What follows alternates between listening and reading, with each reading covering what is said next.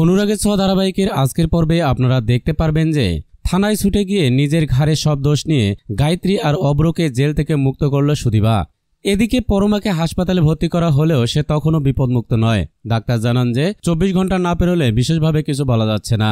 পরমার মা বাবা সেখানে উপস্থিত হয়ে গায়ত্রী চৌধুরী এবং অব্রর দিকে দোষের আঙুল তোলে, কারণ গায়ত্রী চৌধুরী তার মেয়েকে অনেক কথা শুনিয়েছিলেন। এই পরিস্থিতিতে পুলিশ এসে বধূ নির্যাতনের অভিযোগে গায়ত্রী চৌধুরী আর অব্রকে থানায় নিয়ে যায়। আদিত্য একজন সৎ পুলিশ অফিসার হওয়ায় সে বিশেষ কিছু করে না, কারণ তার কাছে ডিউটি প্রথম। আদিত্যর ওপর অভিমান করে গায়ত্রী এবং অব্র দুজনেই জেলে যায়।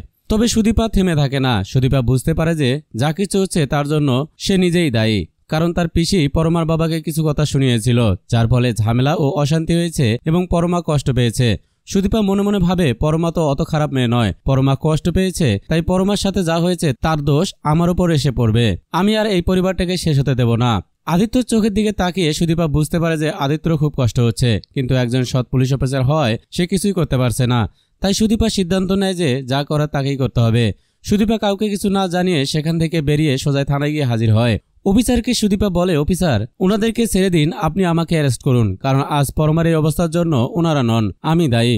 এ কথা শুনে অফিসার চমকে যান এবং সুদীপাকে জিজ্ঞেস করেন, কি বলতে চাইছেন আপনি?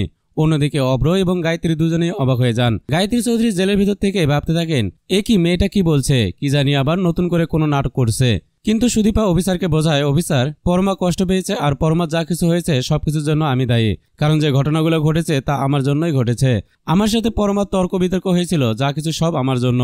আপনি আমাকে অ্যারেস্ট করুন, ওনাদেরকে ছেড়ে দিন, ওনাদের কোনো দোষ নেই। গায়ত্রী মনে মনে ভাবেন, এই মেয়েটি সবার থেকে ভিন্ন। আমাদের নিজের ছেলে আদিত্য কিছুই করলো না, অথচ এই মেয়েটি থানায় চলে এসে কত সাহস করে সব দোষ নিজের ঘাড়ে নিচ্ছে। কিন্তু মেয়েটি তো কিছুই করেনি, শুধুমাত্র কি আমাদের জন্য এসব করছে? ও কি সত্যি এত ভালো, নাকি এসবটা ওর নাটক? গায়ত্রী বুঝতে পারে না যে সুদীপাকে তার ভালোবাসা উচিত নাকি উচিত না। অন্যদিকে অব্র বুঝতে পারে যে সুদীপা সবার থেকে আলাদা এবং এই পরিবারটাকে রক্ষা করার জন্য অনেক কিছু করতে পারে। তো বন্ধুরা, তোমরা এটাই চাও যে এভাবেই যেন গায়ত্রী চৌধুরী মন জয় করে নেয় সুদীপা? কমেন্ট করে জানাও তোমাদের মতামত।